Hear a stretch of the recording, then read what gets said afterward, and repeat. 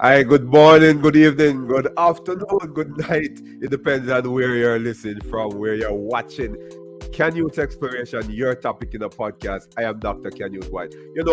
I continue to celebrate what we call the Women History Month. Yeah, let me get it right. Right? Women History Month. Right? March is the month of women, as we have already celebrated Women's Day on the 8th of March 2022, and I continue to celebrate that because personally, for me, I will be looking at women as it relates to sexual abuse, breaking the bias. We continue to use that theme that started during the International Women's Day celebration, breaking the bias. And Canute Exploration and yours truly, Dr. Canute White, believe that women are strong, women are prepared to take back what they need to take back in order to get moving because they have a part to play in society.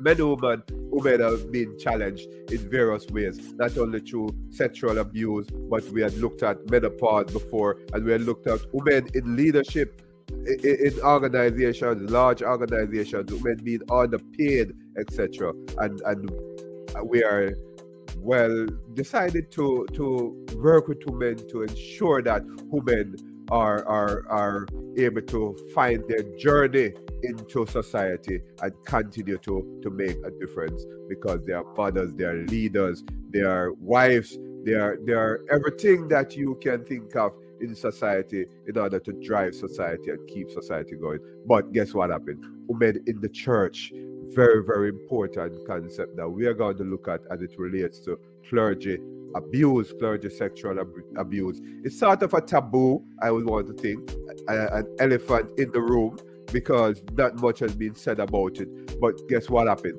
I'm going to be defining that concept of clergy abuse, and then we'll talk to my guest who will tell you about a true story and how she had overcome. This is Canute Exploration, your topic in the podcast, looking at the voices of challenged women, and my guests represent the voices of some of these women today. But clergy sexual abuse, a definition here. Ministers, priests, rabbis, and other clergy persons or religious leaders who make sexual advances or propositions to persons in the congregation they have served who are not their spouses or significant others. I want you to bear that in mind as we have this discussion. I'm sure that my guests will have another definition, perhaps a personal definition, but I had gotten this definition. Those of you listening on your favorite podcast platform, the Baylor Clergy Sexual Misconduct Study 2008, and my guest will tell you more about her book, and as we have said, it's a true story of clergy sexual abuse and survival. Let me pray with you can be also in the case like this written as let me pray upon you, and that's a challenge. I let my guests in to talk some more about all of this, and it's no other than Sandy. Sandy, what's up? How are you doing? Welcome to Canute Exploration, your topic in the podcast. I'm Dr. Canute White. First of all, who is Sandy? Hello, how are you? Good. I'm good, Sandy. Welcome. Who is Sandy? Who is Sandy? Yeah, who is Sandy? Oh, I am a wife, a mother, a grandmother. I'm happy to be living life. I live in Cincinnati, Ohio, and I am a survivor of clergy abuse. I moved from victim to survivor to an advocate to help other victims and to hopefully, through my story, prevent other future abuses of clergy abuse. That's kind of who I am. That's pretty much who are you. But Sandy, I always ask my guests this, and I want you to answer. Some guests kind of shy on it. But your childhood. Sandy at 10, yeah, Sandy at 7, Sandy at 6. What can you remember along that line, Sandy? Well, I remember quite a bit for a couple reasons. My parents divorced when I was age 7, so that was had a big impact on my life. My mother remarried shortly after that, so that was another challenge in my life at that time. Eventually, I didn't see my dad much through my childhood, so that was traumatic for me. Missed him a lot. He was a great dad, but just wasn't around much. And so that was probably the influence of my life that led to my vulnerabilities later on that allowed the pastor to take advantage of that vulnerability.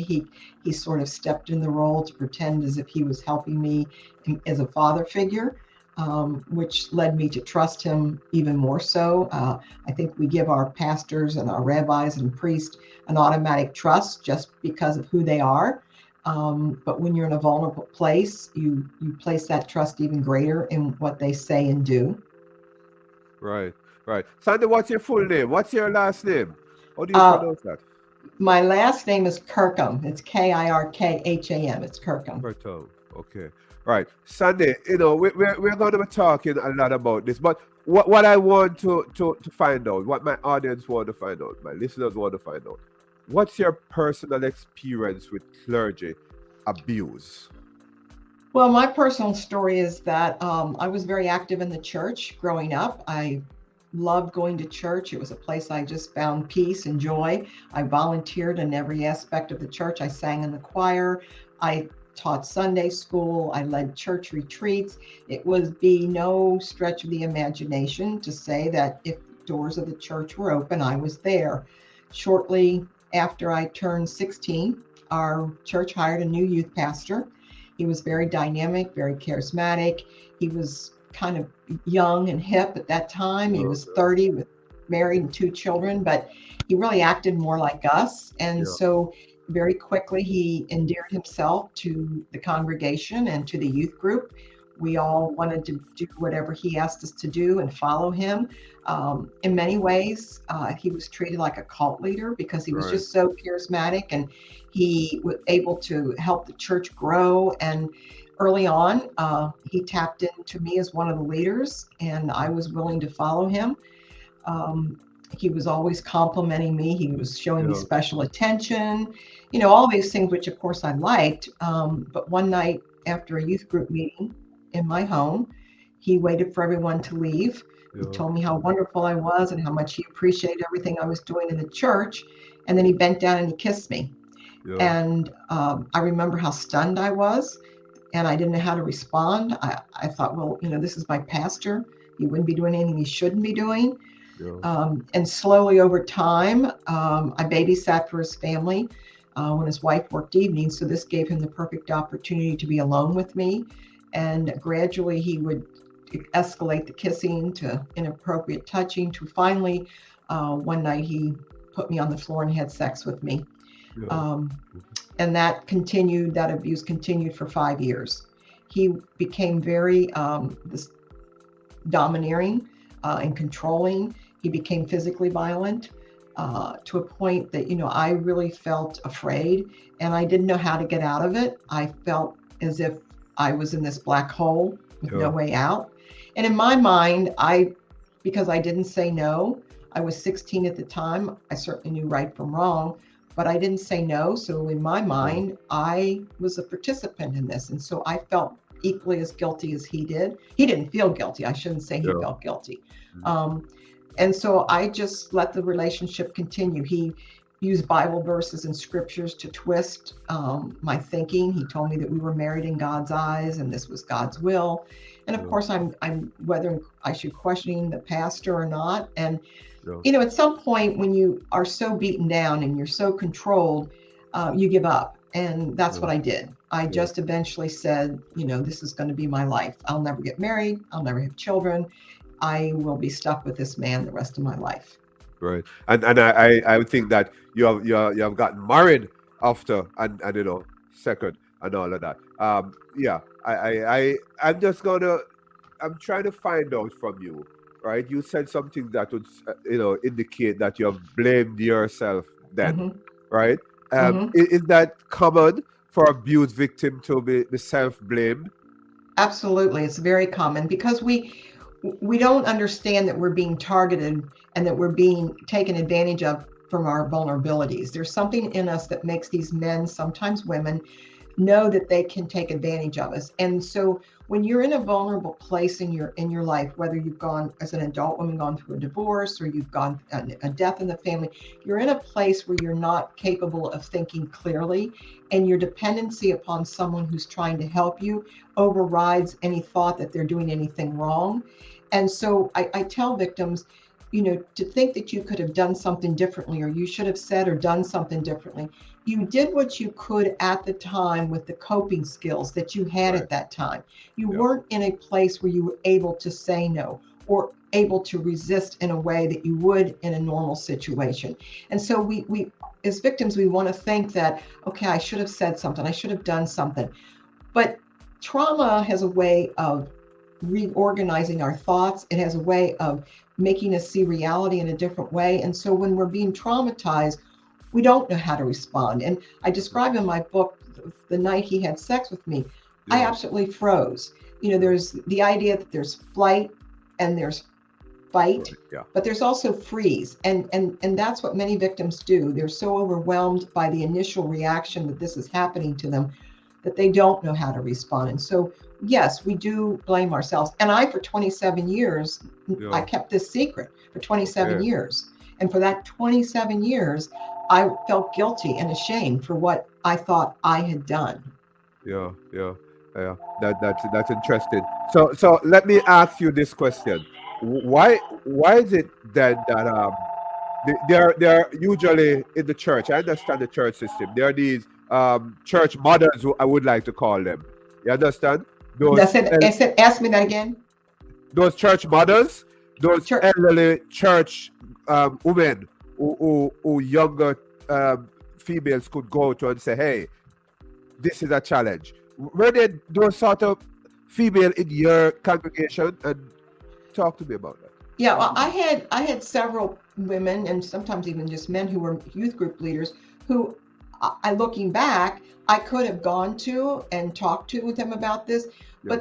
But understanding victims when they're under the control of an abuser, their abuser tells them no one's going to believe them. Yeah. They're going to get in trouble if they tell.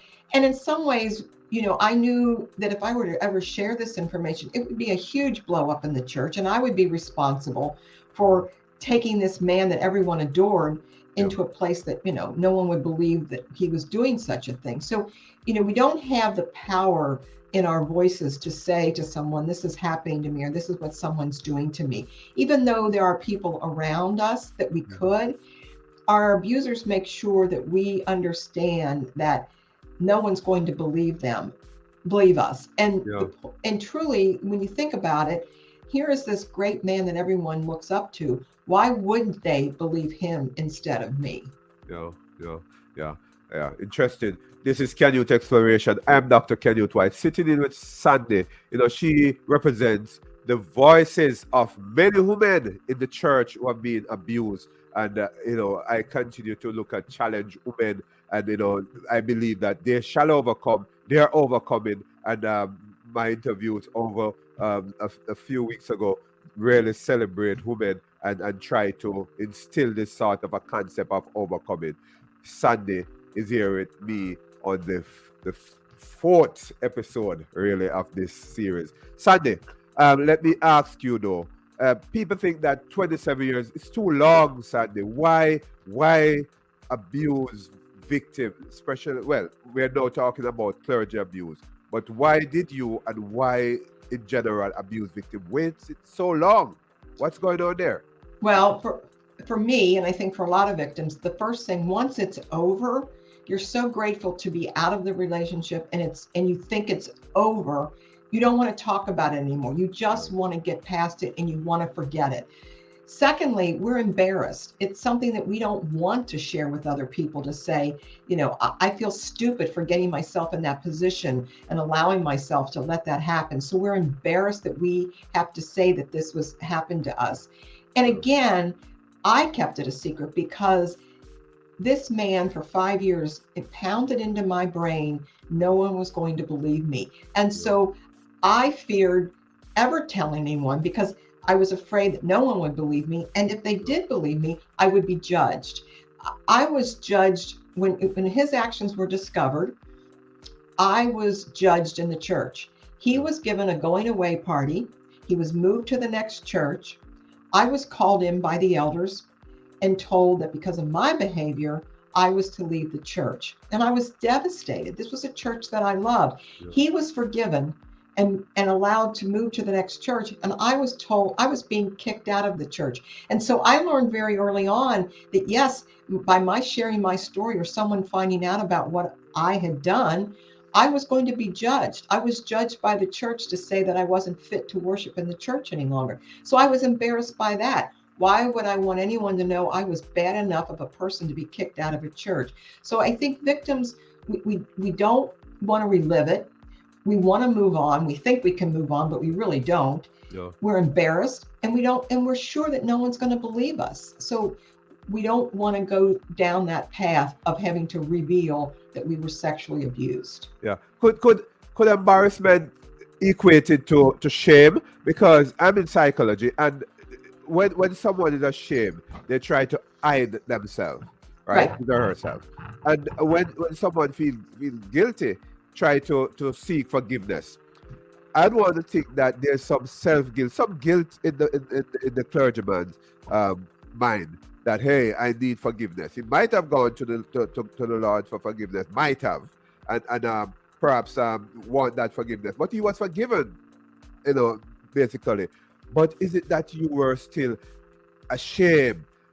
Did you seek somewhere to hide yourself? What's going on there? Well, I certainly was embarrassed and ashamed about it. And that's why I carried that guilt and shame for 27 years.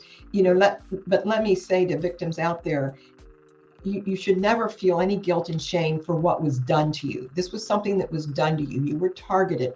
And so any guilt and shame lies squarely on your abuser, who knew exactly what he or she was doing when they took advantage of you in your vulnerable state. So, it's very clear to victims that, yes, you're going to feel guilt and shame, but it's not your burden to bear. All that guilt and shame belongs squarely on your abuser.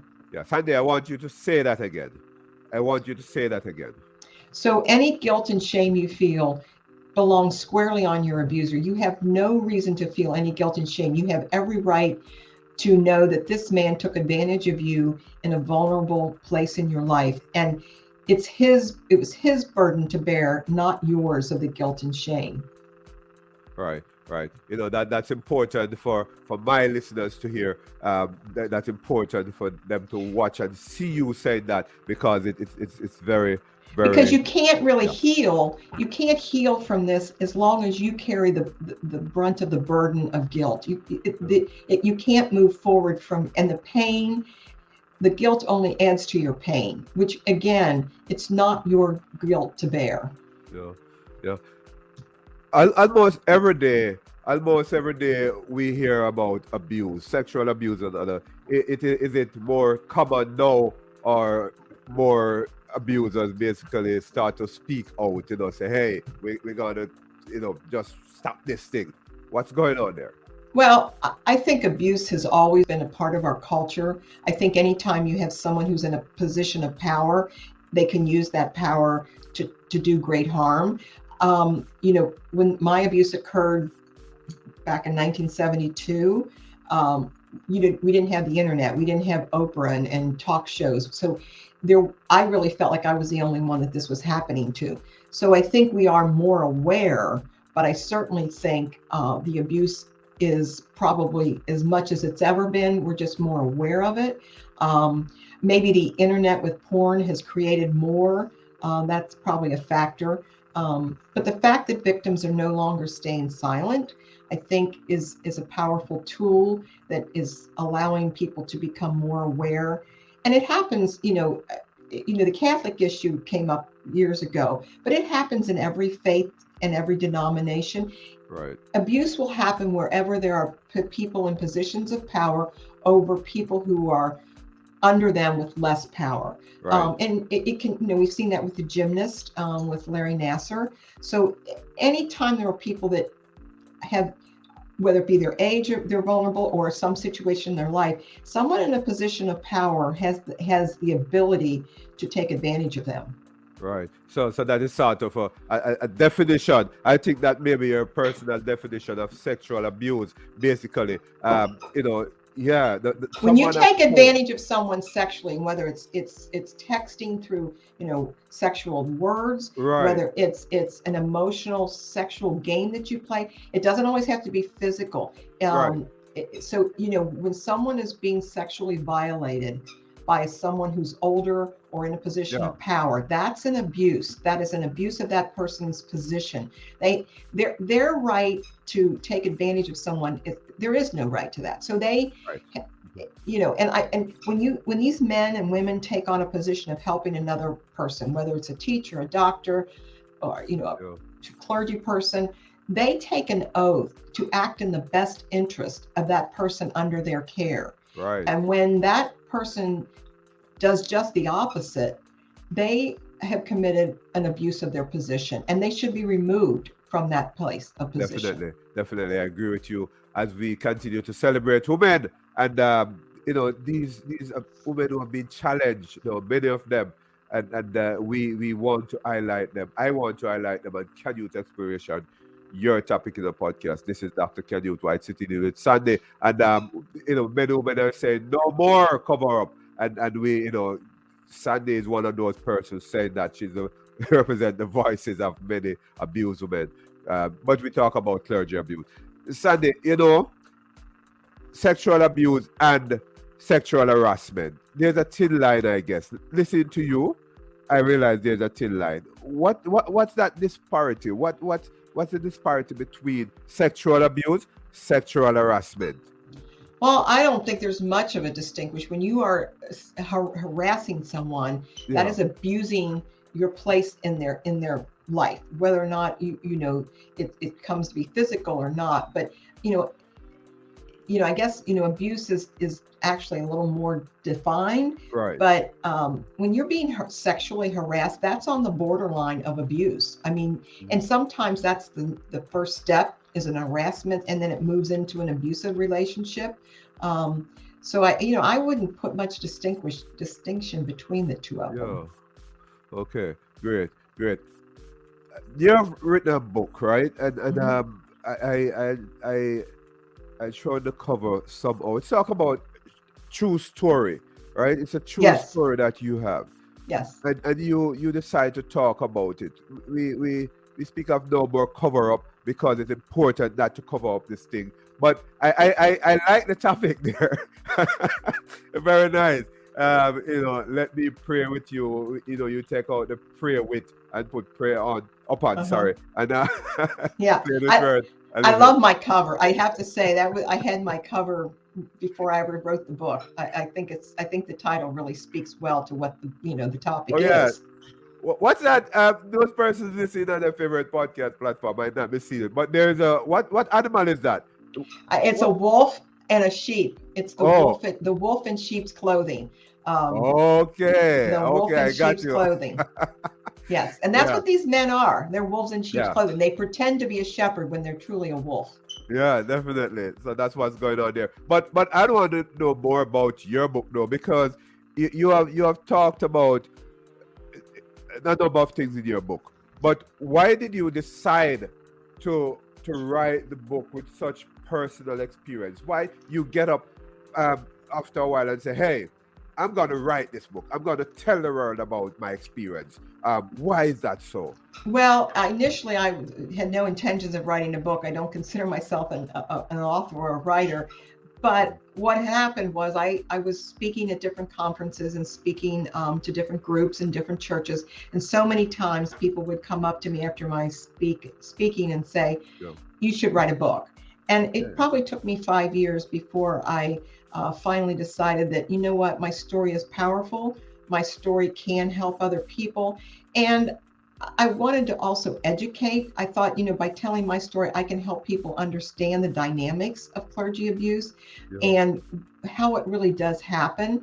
And it can really almost happen to anyone who is trusting and in a vulnerable place. So that I wrote the book because I felt like I could help other victims. Because one of the things that always resonated with me and I thought about so many times is what would have changed my life had I heard someone's story while I was being abused. Maybe Yeah. it would have given me the courage to tell someone, or I would at least have known I wasn't alone. And so I wrote this book because I want to help other victims. And what I have discovered is while our stories can be different in many ways, there's a lot of similarities in our stories. And Yeah. my voice and my story can resonate with another victim that may help her move to the next step of being able to heal. I need to ask you this since you have said that. What are you hearing out there in terms of other stories? Pardon me? What are you hearing out there in terms of other stories of clergy abuse? Your story is different, but could you give an account of perhaps another story of clergy abuse that you have heard out there? Oh, I've got unfortunately, numbers of stories. So many of the stories are you can tell where they've gone to their pastor or priest or rabbi for counseling. And a lot of times sexual abuse will happen in a counseling situation. I had one case where the young girl was only 13. She was at a youth group church party in a swimming pool. Her pastor came under the water and pulled down her bathing suit and began to fondle her. She waited about 15 years before she came forward, and he eventually went to jail. So Okay.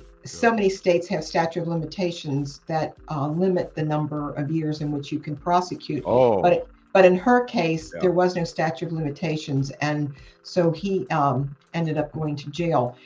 The stories are horrific in the sense there's many times physical abuse is also involved, and they all use the Bible in some way as a sword against us, and they Yeah. use our faith and our trust in what we believe the Bible says against us. So my abuser would compare himself to King David and saying he was Yeah. just like King David, and that God loved him and used him in spite of his faults. He said we were married in God's eyes. Many victims talk about how their pastors pray with them after having sex. Yeah. My abuser never did that, but that's a common theme that they will pray with their victims afterwards. And so you can somewhat imagine how this messes with our minds and our Yeah. spiritual life. He really contaminated every bit of my spiritual life in many ways, and it will never be the same. And Yeah. some victims become atheists. They have Yeah. turned themselves against God. Yeah, interesting. Interesting. This is Canute Exploration. I'm Dr. Canute White, sitting with Sandy. She is the voice of many of the women who have been abused in the church, clergy abuse. But look, I I understand trauma counseling. I mean, psychology, and this thing about writing, giving an account of the event of what took place, the trauma. I you writing a book, it could be, let me say that, a very difficult thing to do. It was. Tell me about the difficulty that you have experienced and the Well, etc. I had been speaking about my abuse, but it's one thing to stand before a crowd and say, I was sexually abused by my youth pastor. It's another thing to take it and put it into detail and to have to relive every moment that I had to go through with this particular man. As I said, the abuse went on for 5 years. There was many cases of being physically abusive. He was verbally abusive. He made me feel like I wasn't worth anything. One of the things he continually would tell me was because I was no longer a virgin, no one else Yeah, would love me or want me. So he was the only one that could ever love me. And so to have to relive all that and write it in each chapter was difficult. Now, I will say it was also healing at times yeah, because it let me let go of, some of the guilt and the pain I was yeah, feeling. And so in some ways it was cathartic. There was only one chapter in the book that I could not write. I had found some old cassette tapes of one of his sermons. It was on marriage. And as I put the tape into the cassette player, his voice came through. I couldn't listen to it. It put me right back there again. And so I had a very good friend who had written before, and I asked her to listen to the tape. yeah, And I told her what I wanted to get out of the tape and what I wanted to write into the chapter. And so she wrote that chapter for me. But all the other chapters I wrote myself. And I just made myself write every day. I sometimes I would write for 5 minutes, sometimes I Yeah. wrote for 5 hours. It just depended on how emotionally I was capable of at that point to write or not write. And Right. I just gave myself time. I let myself have time to write. Yeah. And if I needed to take time away from it, I did. Yeah, because you have to do that. And in trauma counseling, we know that it can be therapeutic to write about Yes. yeah. So I And know. I encourage victims, whether, Yeah, if you're going to write it, whether you write a yeah, book or you're ever going to have it published, doesn't matter. But to write your thoughts down, I think is very important and very therapeutic. It again, it's a help of a release. And just to get the words on paper, it makes it concrete and real, and it lets go. It makes you let yeah, it go. definitely, definitely. Hey, Sandy, you're a very powerful person. And I'm happy that you're here on Can Youth Exploration to talk to women who, I tell you this thing goes around the world, right? My podcast is in all over the place. People from Hmm. Germany all over watching, listening. I realize, and there somewhere in the globe, there's somebody who's going through what you had gone through Oh, and I'm sure dealing there with, are. right? Yes. So I'm sure it will have. But and your book has basically detailed your account of how charismatic youth pastor upon you really, and a betrayal which left you broken and shattered. You know, your faith has been shattered. Look, talking about that, your faith has been shattered. What's going on there? When this happened, at what point did your faith becomes shattered, so to speak?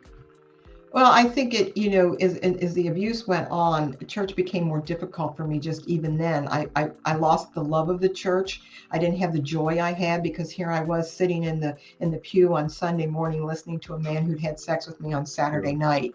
And yeah, so that disconnect started to become pretty early on. Once the abuse ended, I did make an attempt to think that I could just go back to church and things would be normal.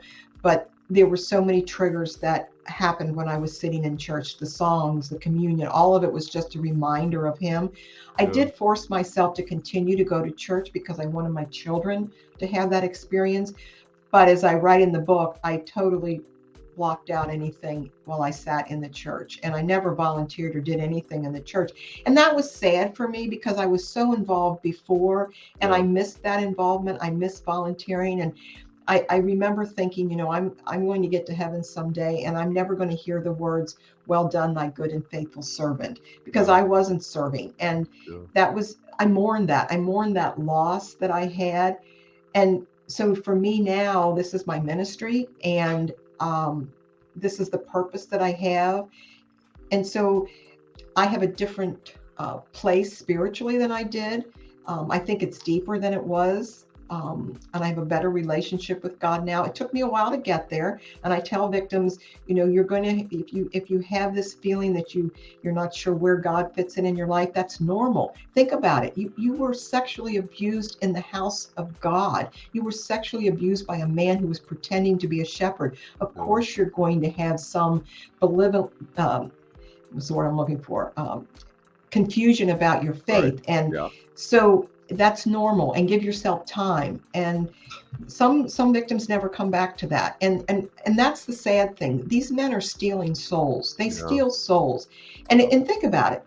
If you had a church treasurer who was stealing money from the Yeah. church treasury, you would be outraged and you would never allow him to remain as a treasurer. But these pastors and priests and rabbis are stealing souls, and we just say, well, they made a mistake, or God forgives us, so we should.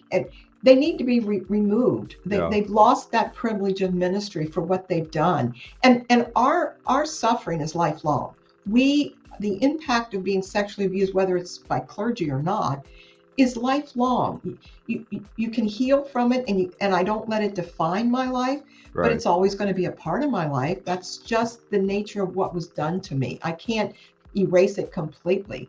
And so I tell victims, it's moving forward by learning to understand that what was done to you, and to be able to say it's not my fault, and I'm going to move on with my life and allow to live the life I was meant to be, not the one that was created by my abuser.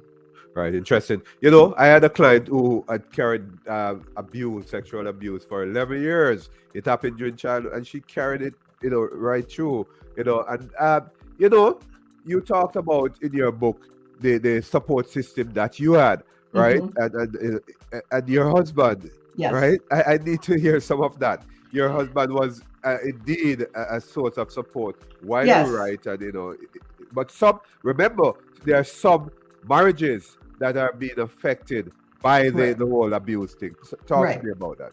So, yes, I was fortunate enough to be married to someone who was very supportive, who never, I was so afraid to tell him about this, not because I didn't think he wouldn't believe me, but again, because trauma messes with your mind, I was still so afraid to tell him because I wondered, is he going to wonder why I didn't tell him sooner, why I didn't trust him? Would he see me different sexually?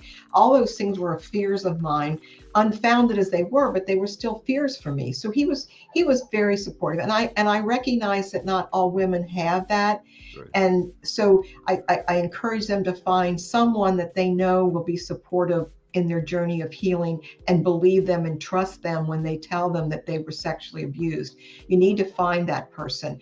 And so I not only had my husband, but I had a good core of friends who were very supportive, and they were my sounding board, and they were the ones that, encouraged me along the way.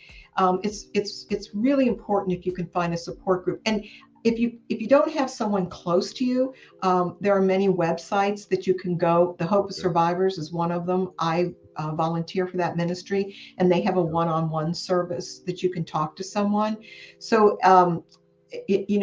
to look on the internet, there are support groups. SNAP is one. That's Survivors Network Against Abusive Priests. Okay. Yeah. So yeah, those, but you need to find that wherever it may be, and it can be professional help as well. I encourage professional Definitely. help if possible. Yeah. Definitely. But the healing process Hmm. for you, it might have been a long process. I would want to think. It But was. yeah. But what was your path to the healing process, through the healing process, and what was most helpful throughout that process? So the most helpful thing to me initially was I started educating myself. I Googled everything I could, and I read every book I could on clergy abuse, so that I began to believe and understand what was done to me. And the more that I could see what was really done to me, I began to realize I wasn't a willing participant in this, and that I was taken advantage of. That was huge. I could move past that guilt. So educating, I tell victims, educate yourself. The second thing was I had to tell someone. And that was so difficult for me to do, because for 27 years I held this secret. And for the first time I was going to utter those words, I was sexually abused by my pastor. And it took me probably 20 minutes. I told my best friend, I sat and just sobbed for 20 minutes before I could actually say those words. So once I was able to confide in someone, then I had someone who could then support me and help me. And that healing, and that's what started. The other thing that I felt I needed to do was to confront my abuser. Yeah. And so I hired a private investigator. I Yeah. described this in the book and how I went about doing that. I didn't know if he was still alive. I hadn't had any contact with him, but my investigator located him in a church in Alabama. He was still a pastor. Yeah. And so I was able to confront him. And I know not all victims are able to do that. One, they're not emotionally stable enough to do it, or their abuser may be dead. And you have to worry that this abuser is going to deny it and put you through a lot more pain than you really need to go through by just confronting him. The advantage I had was that my abuser could not deny that it happened. Yeah. And so that made it a little bit easier for me. But I will tell you, it took all the courage in the world that I had to confront this man. I was so afraid that I would be 16 all over again, and that I would believe his lies, and I would let him manipulate me all over again. And he did try to do that. He initially started with explaining why he did what he did and how he'd had a hard life and that I should feel sorry for him. So, he did try all that, but I was able to see through it. So that was also a big part of my healing. The other thing that I had to figure out how to do was to forgive him. Now, when I say that, I'm going to be very careful to make sure this is understood. Right. Forgiveness doesn't mean that there are consequences. This man should not be in the ministry. He still is. Right. Forgiveness does not mean you have to remain silent.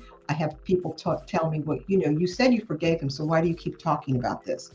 Forgiveness, for what it means to me, is to unburden yourself from your past. It's to unburden and let go of what was done to you. It doesn't excuse his behavior. It doesn't mean that you don't still have feelings of anger, but it is letting go of it, because as long as I was holding on to the hatred and the pain, I was allowing him to remain a part of my life. He was in my everyday life continually because I couldn't let go of the hate and the anger.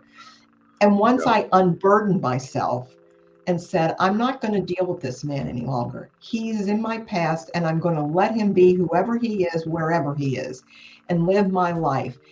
I also will say that no one should tell anyone they need to forgive. Yeah. There are victims who say, I will never forgive, and that's their right.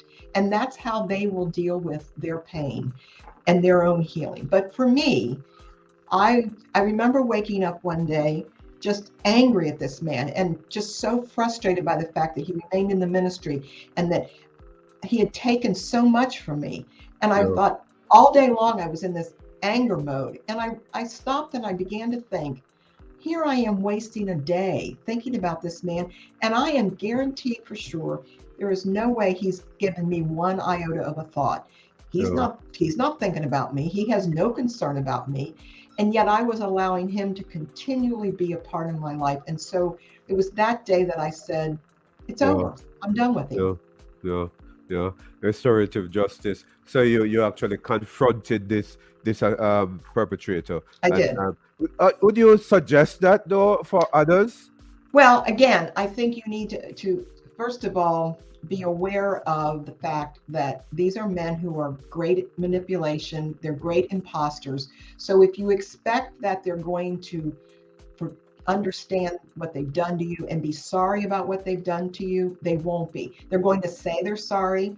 Your expectations need to be lower. For me, it was a matter that I wanted to look him in the eye and say, I know what you did to me and you had no right to do it. And so it was more about what I needed to say to him, not what he was going to say to me.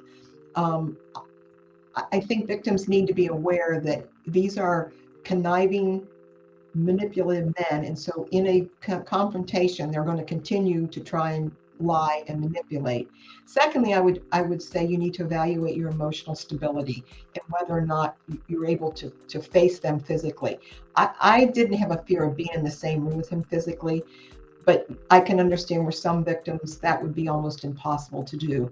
The other thing is accepting the fact that they could refuse to see you and you won't get that opportunity.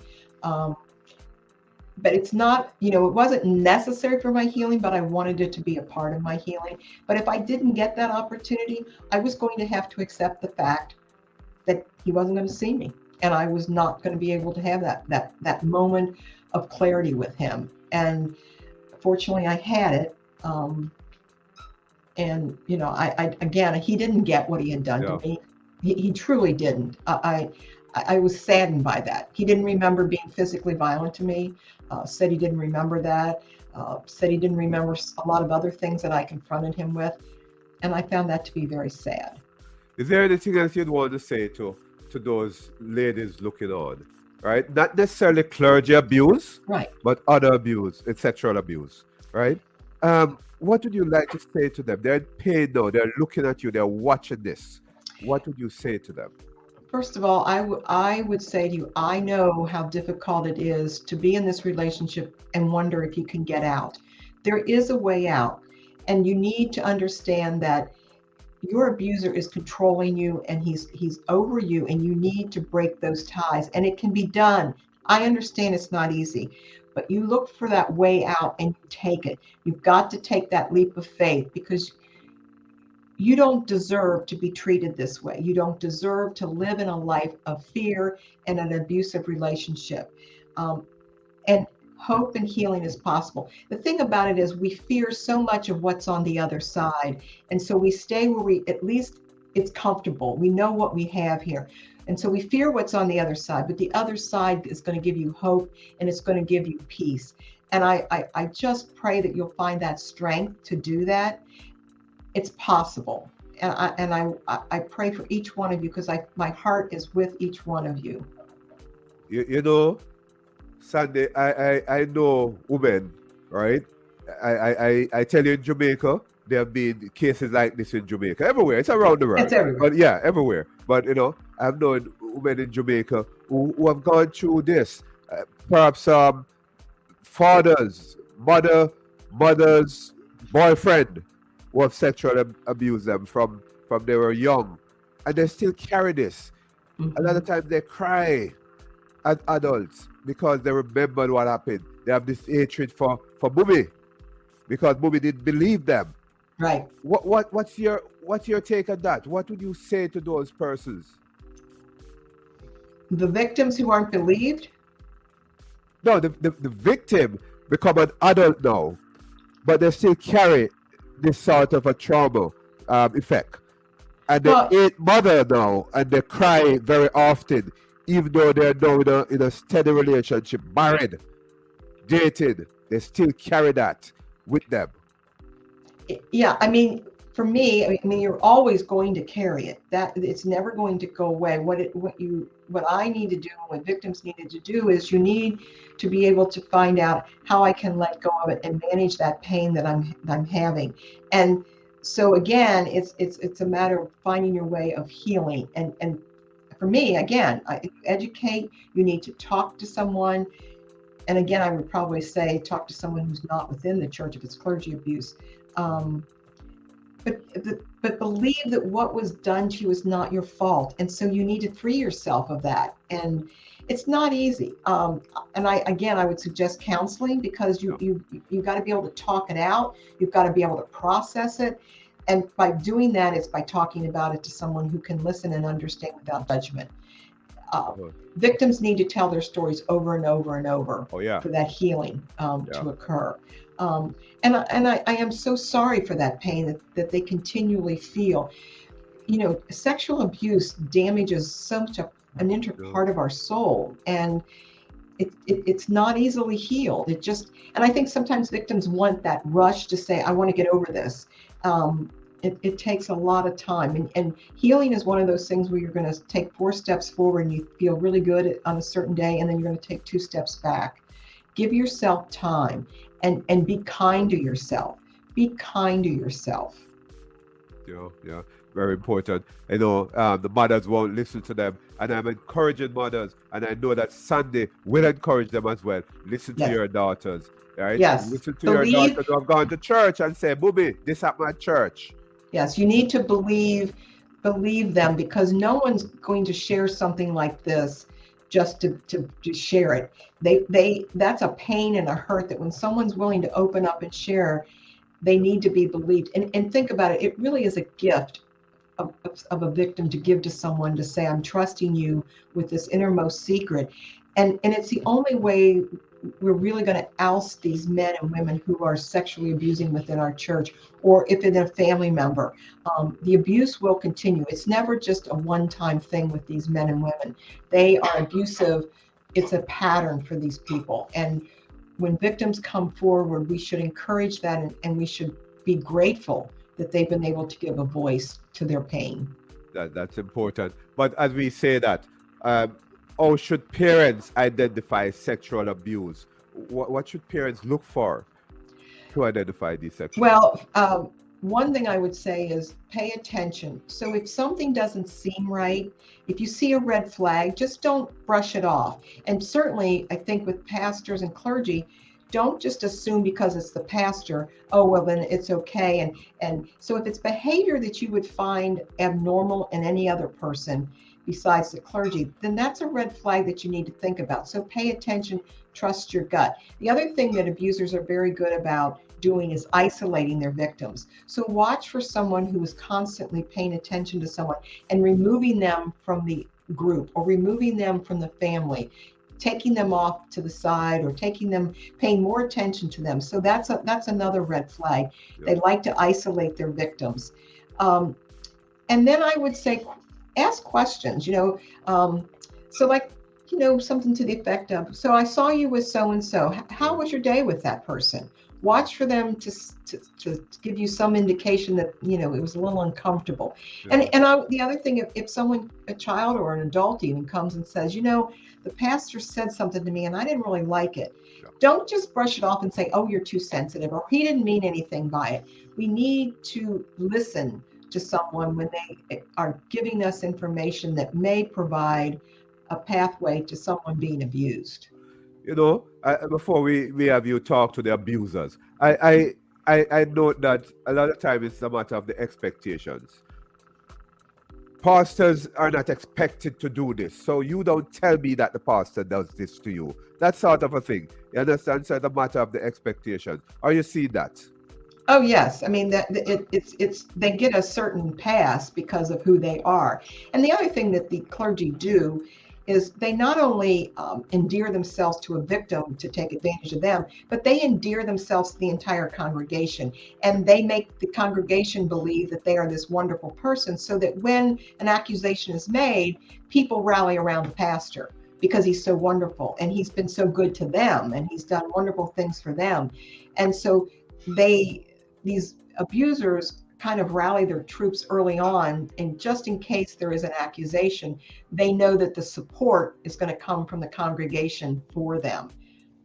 Yeah, interesting. Talk to the pastors, those pastors out there looking, because I know pastors will be watching this, right? Yes, Talk to those pastors who have the propensity to be abusive sexually. And there are very good pastors and priests and rabbis out there. We all know that. This Right. isn't a blanket statement. Yeah. But when we find those pastors who are wolves in sheep's clothing, they need to be removed. And other pastors need to speak out against this kind of evil. Instead of saying, well, he made a mistake and, maybe it was just an affair. It's not an affair. It's an abuse of this person's power. He has been abusive to another individual under his care. And just like a doctor would lose his license if he were to have sex with one of his patients, Right. this is a boundary that is not to be crossed. It's not to be crossed. And it's always the responsibility of the one in charge to maintain those boundaries. I've said many times over, I've heard pastors say when they've abused someone, well, even though she was 15 or 16, she was really sexy for her age. I don't care. You're the adult. And it's always your responsibility as the one in power position to maintain those boundaries. And I don't care how sexy she is. I don't care if she comes on to you and flirts with you. It's your job to see that as a cry for help and not an invitation to go to bed. That is your job, to stay in those boundaries. And if you can't do your job, then you need to find another profession. Yeah. So the professional accountability is not usually there, because I'd want to think that when another person from the profession, another clergy, hear about this, they would perhaps keep it hush hush to protect themselves as a part of the profession. And so many times the church is so afraid of the reputation of the church being hurt if this pastor is discovered, and so they sweep it under the rug. That's not what hurts the reputation of the church. It is the cover-ups that hurt the reputation of the church. And people understand that, yes, there can be a pastor that does this and the congregation was totally unaware, they didn't know, but once they discover, then they need to act swiftly and appropriately by removing the pastor and supporting the victim. That's what a church should do, is to help the vulnerable. And so many times that's not what happens. They rally around the pastor and feel sorry for him. And as long as that's the attitude of our churches, that's what's going to hurt the reputation of the church. Yeah, we are about to wrap up, but women are listening today, right? Tonight, wherever, from wherever, and say, okay, I'm planning on going to church on Sunday. I'm planning on becoming a Christian. I'm planning on getting involved in church. What would you say to these women who are not yet in the church, but would sort of feel like, oh, wonder what will happen to me in the church? I cannot trust the pastors. We don't want people to feel like they can't trust the pastors. But what we need to start doing is not to look up to our pastors as almost godlike. They are still men.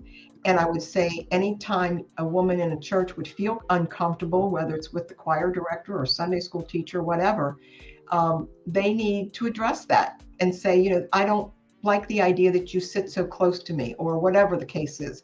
So, we need to remember that our pastors are representative of God, but they're not God. And we sometimes forget that. And that we also have a right as women to use our voice to say, I'm uncomfortable with a certain situation, and not feel like we should feel guilty because we speak up. Yeah, interesting. Before I have Sandy say our final words to on the whole topic, I just like to remind you that you're listening to Can Youth Exploration, your topic in a podcast. I'm Dr. Ken Youth White. Those of you listening on your favorite podcast platform, those of you watching, remember to subscribe, share this, comment, say you have something to say based on what Sandy had said. Make your comment, and I'm sure she will see it. If she doesn't, I will ensure that she gets it. Right? Okay. Yeah. Right. But and on in the description you will see link to contact Sandy, so that you'll be able to get in touch with her. Sandy, what's your final comment? What on the topic? Say something important. Hope and healing is possible. There is hope out there. And I pray for each victim, knowing that the pain and the suffering that you have gone through, but there is hope and healing. Yes, that's great. And we continue here on Can Youth Exploration to celebrate women, right? It's almost the end of Women History Month. And I know this podcast that made it a plan, an intention to continue to celebrate women. And this is the fourth of a series, Challenge Women, Voices of Challenge Women. I think the podcast think that women shall overcome. And I really appreciate you coming, Sandy. I mean, it's such an interesting topic, and I appreciate you coming. Thanks for being here on Can Youth Exploration, your topic in the podcast. Well, thank you. You're welcome. Bye-bye.